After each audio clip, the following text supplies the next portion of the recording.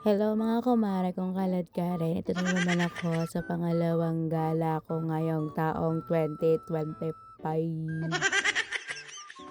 So ito na nga mga kumare, no, itong gala namin hindi naman talaga plano.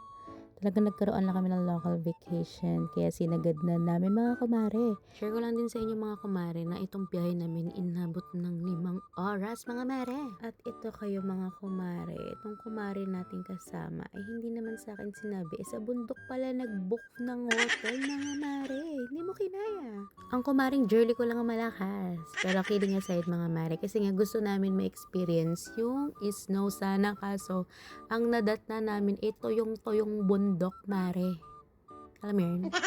At tinanong namin tong driver namin legal kung posible bang mag-snow ngayon. At sabi naman niya, posible naman daw. Daw mga mare, sana magdilang anghel ang kumaring driver. And after 466 days, mare, ito na, nakarating na kami sa aming accommodation, mare. Nakita niyo naman, tuyong-tuyo talaga ang paligid. Sobrang dismayado kami at walang snow, mga mare. Pero okay lang naman mga mare. At least safe kaming nakarating dito sa aming hotel. Nandito kami sa Zagreb. Kumuha kami ng hotel pero dito sa bundok. Kasi akala Akala namin may namin merong snow pero walang snow. Na-reschedule ang Kumari. snow. Ay, punta tayo sa snow. May nakita kong snow dito. May mga natira pa naman kahit pa paano. O, di ba mga mare, napakadismayado ng mukha namin kasi nga wala ang snow mga mare. O, di ba, may nakita kaming konti at ang saya-saya namin dyan mga mare. Hi. Papakita ko sa inyo kung saan ang bahay nung sa wrong turn. Yes, let's go. Ayan. Ito yung luma nilang playground. Ito ang luma nilang playground. Yan. Ahas. At ito na nga mga mare, naglibot-libot muna kami sa paligid kasi nga napakatahimik at ang ganda mare. Alam mo yung feeling na parang kang nasa movie mare at may lalabas dyan mare. Alam mo yung movie ng Wrong Turn mare, ganun. Lahat naman siguro tayo napanood natin yung Wrong Turn na yan mare. Ang pangit nila mare, alam mo yun, kasi may pangit ka.